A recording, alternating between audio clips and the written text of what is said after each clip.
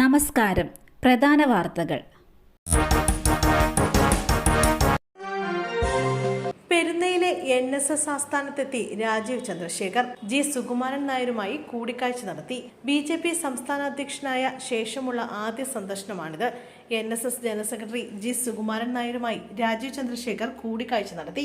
BJP നേതാക്കളായ S Suresh, Radhakrishna Menon എന്നിവർക്കൊപ്പമാണ് അദ്ദേഹം പെരുന്നയിലേക്ക് എത്തിയത്. മറ്റ് രാഷ്ട്രീയ വിഷയങ്ങൾ ചർച്ച ചെയ്യാനല്ല, പകരം ജി സുകുമാരൻ നായരുടെ അനുഗ്രഹം തേടാനാണ് എത്തിയതെന്ന് രാജീവ് ചന്ദ്രശേഖർ പ്രതികരിച്ചു.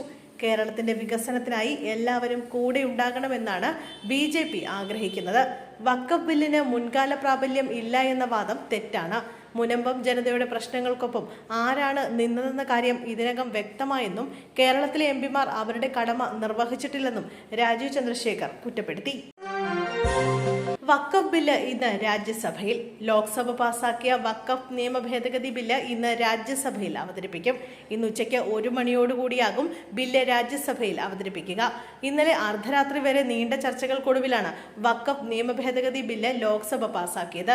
ന്യൂനപക്ഷ ക്ഷേമ മന്ത്രി കിരൺ റിജിജു ആയിരിക്കും ബില്ല് രാജ്യസഭയിൽ അവതരിപ്പിക്കുക. രാജ്യസഭയിൽ വഖഫ് നിയമ ഭേദഗതി ബില്ല് പാസാക്കിയാൽ അംഗീകാരത്തിനായി രാഷ്ട്രപതിക്ക് അയക്കും. രാഷ്ട്രപതി ഒപ്പുവെക്കുന്നതോടെ വഖഫ് നിയമ ഭേദഗതി ബില്ല് നിയമമാകുമെന്നാണ് നടപടിക്രമം.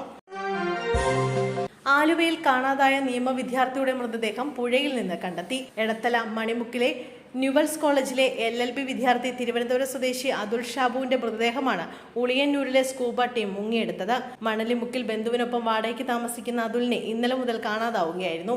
ഇതിനിടെ ആലുവ മാർത്താണ്ഡവർമ്മ പാലത്തിൽ നിന്നും ഒരാൾ പുഴയിലേക്ക് ചാടിയെന്ന് ആരോ പോലീസിലേക്ക് വിവരം നൽകി. പോലീസിന്റെ പരിശോധനയിൽ ഒരു ബൈക്കും മൊബൈൽ ഫോണും കണ്ടെത്തി. ഇത് അതുലിന്റേതാണെന്ന് തിരിച്ചറിഞ്ഞു. തുടർന്ന് ആലുവ പുഴയിൽ വീണ്ടും തിരച്ചിൽ നടത്തുകയായിരുന്നു. താമരശ്ശേരിയിൽ മാരകായുധവും കഞ്ചാവുമായി 3 പേർ പിടിയിൽ. മയക്കുമരുന്ന് പാക്ക് ചെയ്യുന്നതിനായുള്ള കവർ, ത്രാസ് തുടങ്ങിയവയും കണ്ടെടുത്തു. ആക്രമണം നടത്താനായി സൂക്ഷിച്ചുവെച്ച ആയുധമാണ് കണ്ടെടുത്തതെന്ന് പോലീസ് പറഞ്ഞു. പുതുപ്പാടി മലോറം പുനത്തിൽ മുഹമ്മദ് യാസിർ, ചമേൽ വെണ്ടേക്കുഞ്ചാൽ, കാപ്പാട്ടുമ്മൽ അശ്വിൻ, കൊക്കം വേരുമ്മൽ ഹരീഷ് എന്നിവരാണ് പിടിയിലായത്. കഞ്ചാവ് വിൽപ്പന നടക്കുന്നുണ്ടെന്ന നാട്ടുകാരുടെ പരാതിയുടെ അടിസ്ഥാനത്തിലാണ് പരിശോധന നടത്തിയത്.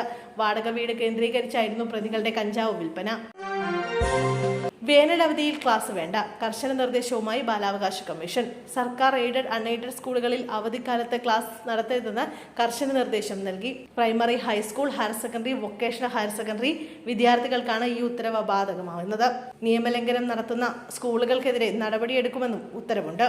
കോടതി ഉത്തരവ് പ്രകാരം CBSE, ICSE സ്കൂളുകളിൽ 7:30, 10:30 വരെ ക്ലാസ് നടത്താം. ട്യൂഷൻ സെന്ററുകളിലും ക്ലാസുകൾ 7:30 മുതൽ 10:30 വരെ മാത്രമേ നടത്താവൂ. ഇക്കാര്യത്തിലും ഏതെങ്കിലും വിധത്തിലുള്ള നിയമലംഘനം നടക്കുന്നില്ലെന്ന് ഉറപ്പുവരുത്തണമെന്നും നിർദ്ദേശമുണ്ട്.